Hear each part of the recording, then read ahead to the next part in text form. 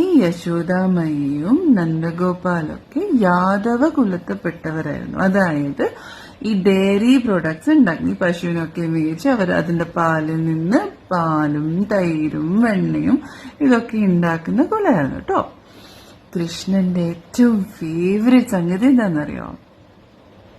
വെണ്ണ, മാഖൻ എന്ന് പറയും.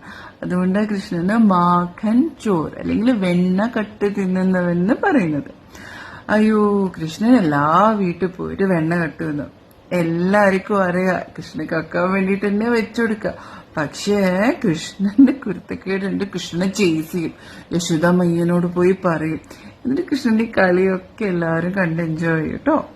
അങ്ങനെ കൃഷ്ണൻ ഇത്തിരി ഒന്ന് വലുതായപ്പം കൃഷ്ണനും കൃഷ്ണന്റെ ഫ്രണ്ട്സും ഒക്കെ കൂടി പശുക്കളെ മേയ്ക്കാൻ കാട്ടുപോ.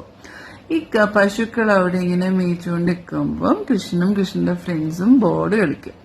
അങ്ങനെ ഒരു ദിവസം ബോർഡ് യമുന നദിയിൽ വീണു.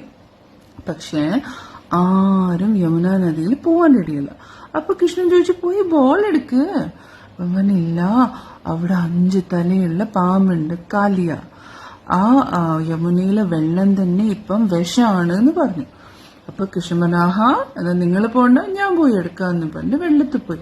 എല്ലാവരും പേടിച്ചു.